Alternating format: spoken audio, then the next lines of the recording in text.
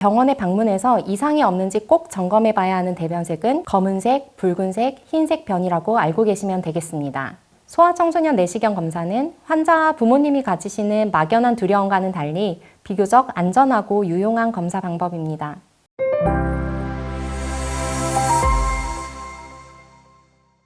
안녕하세요. 저는 강북삼성병원 소아청소년과 소화기 영양분과를 담당하고 있는 김은실입니다.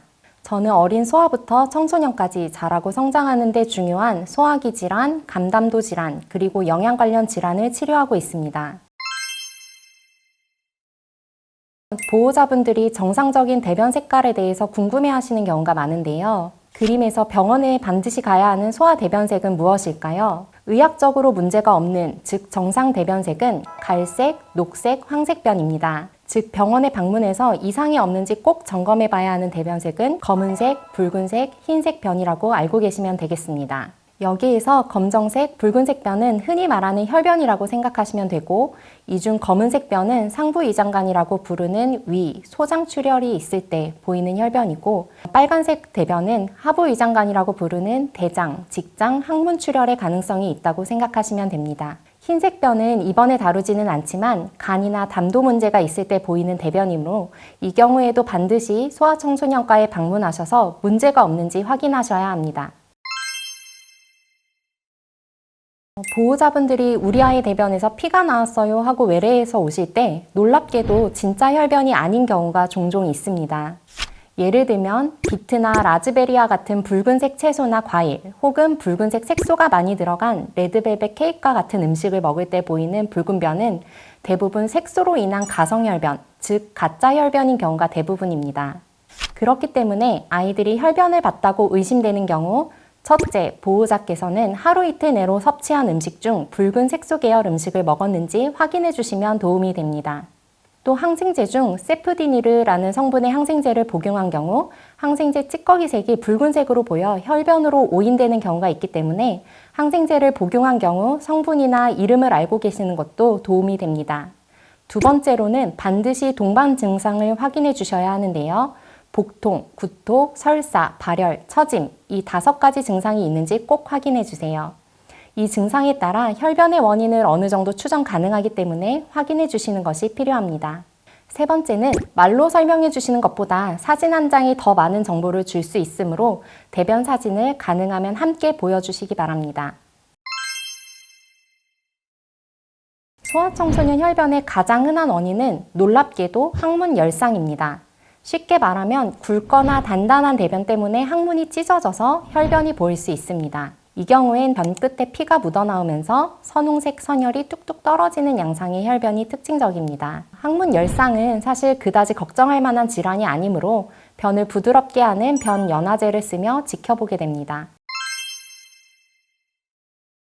성인들은 혈변이 있을 때 제일 걱정하시는 것이 대장암과 같은 중환병인데요. 소아청소년들은 어른들과는 조금 다른 질환의 분포를 보이고 있고 특히 연령별로 호발하는 혈변의 원인이 다릅니다. 이 특징만 기억해도 아이들이 혈변을 봤을 때 부모님들이 너무 겁먹진 않으실 것 같습니다. 먼저 6개월에서 돌 미만쯤의 아이에서 대변에 고춧가루 뿌려 놓듯이 드문드문 피가 묻어있는 형태의 혈변의 경우 알레르기성 직장염이 가장 흔합니다. 이 경우 어머니가 모유 수유 시 유제품, 콩, 계란 등 식이 제한을 하시거나 저알레르기 분유 혹은 소위 분유 등으로 분유를 변경하시도록 합니다. 2돌 미만, 특히 돌 전후 아이들에게 흔한 장 중첩증이 있습니다. 장 중첩증은 장과 장이 서로 끼어 들어가면서 혈액순환이 되지 않아 장에 염증이 생기고 심하면 괴사까지 진행하는 소아과에서 가장 중요한 응급질환 중 하나입니다. 장이 끼었다 풀렸다 하면서 1, 2분가량의 복통, 5분에서 15분가량의 무증상의 주기적인 복통이 특징적이고 아이가 처지면서 딸기찜과 같은 혈변을 보게 됩니다. 장 중첩증은 초기에 빨리 데려오시면 공기정복술이라는 시술로 장을 풀어줄 수 있지만 어느 정도 시간이 지나면 장의 괴사가 진행될 수 있기 때문에 수술을 해야만 하는 경우도 있어서 응급질환이라고 생각하시면 됩니다. 2돌 전후에서 많이 발생하는 혈변은 메켈게실이라고 또 있습니다. 2006년에 박찬호 선수가 메켈게실 수술을 받았다고 해서 대중에게 알려지기도 했는데요. 메켈게실은 다량의 소장출혈로 대변이 검게 보이면서 아이가 창백해 보이고 어지럼증 등과 같은 빈혈 증상을 같이 보이게 됩니다. 특징적으로는 복통이 없는 건데요. 출혈량이 많은 경우가 대부분이어서 경우에 따라서는 응급질환이 될 수 있습니다. 5살경 점액이 함께 섞인 특히 복통이 없는 혈변의 경우는 연소성 용종 가능성이 있습니다. 어린아이에게서도 용종이 있을 수 있다는 것에 놀라실 수 있는데 이는 어른들의 대장 용종과는 달리 암으로 진행하지는 않습니다. 다만 혈변이 보이기 때문에 내시경적으로 용종 절제술을 통해 치료할 수 있습니다. 이제 초등학교 입학 후에 보이는 혈변에서 꼭 확인해야 되는 것은 염증성 장질환으로 인한 혈변입니다. 염증성 장질환 중 궤양성 대장염은 복통, 설사, 혈변을 주증상으로 보이고 크론병은 복통, 설사, 체중 감소가 주증상, 드물게 혈변을 함께 보일 수 있습니다. 이 경우에는 저와 같이 염증성 장질환을 전문적으로 보는 대학병원의 소아청소년과 소화기 영양분과로 꼭 진료를 보셔야 합니다. 특히 염증성 장질환의 4분의 1가량은 소아청소년 시기에 증상이 나타나기 때문에 절대 관가해서는 안 됩니다. 연령별로 혈변이 나타나는 중요한 질환들을 말씀드렸는데요.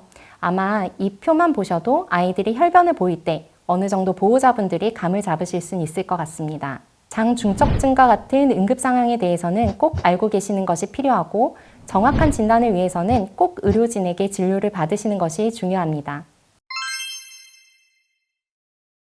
3주 이상의 혈변과 함께 복통, 설사가 동반되는 경우, 특히 체중 감소가 함께 있을 땐 소화기관의 염증이 혈변으로 나타날 수 있어 내시경이 필요합니다. 이 경우 앞서 말씀드렸던 염증성 장질환에 대한 확인이 필요합니다. 또한 혈액검사에서 빈혈, 단백질 저하, 염증 수치의 상승 소견이 있으면 더욱 적극적으로 내시경을 해야 합니다. 그 외에도 빈혈이 있는 경우에는 위장관 출혈의 위치를 정확하게 찾아내야 되기 때문에 위, 대장 내시경뿐 아니라 소장을 검사할 수 있는 캡슐 내시경까지 필요한 경우가 있습니다. 소아청소년은 성인보다 인후부가 좁고 기도가 예민하고 약해서 수면요법을 동반한 내시경 삽입 시 호흡 부작용에 대해 성인보다 더 주의가 필요합니다. 다만 소아청소년 내시경 검사는 환자와 부모님이 가지시는 막연한 두려움과는 달리 비교적 안전하고 유용한 검사 방법입니다. 그렇기 때문에 소아청소년만이 가지는 특수성을 깊이 이해하고 있는 소아내시경 전문의에게 검사를 받으실 수 있도록 해야 합니다. 아마 우리 아이가 혈변을 본다면 누구나, 심지어 저도 당황할 수밖에 없습니다. 다만 진짜 혈변이 아닌 경우도 있으니 병원에 오실 때 우리 아이가 최근 색소가 있는 음식이나 항생제를 먹은 적이 있는지, 복통, 설사, 구토, 발열, 처지는 증상이 있는지 확인해 주시고 혈변의 사진까지 찍으실 수 있으시다면 같이 보여주시면 좋습니다. 연령별로 다양한 혈변의 원인이 있는데 물론 적극적인 치료를 하지 않는 경우도 있지만 일부에서는 내시경 등의 적극적인 검사 혹은 시술이나 수술이 필요한 경우도 있으므로 혈변이 있으면 꼭 병원에 방문하셔서 문제가 없는지 확인하시면 좋겠습니다. 오늘 말씀드린 내용들이 아이들을 키우시는 보호자분들께 큰 도움이 될 수 있다면 좋겠습니다. 감사합니다. 소아청소년 혈변은 연령별 다양한 원인이 있으므로 아이가 혈변이 있다면 꼭 병원에 방문해 주시기 바랍니다.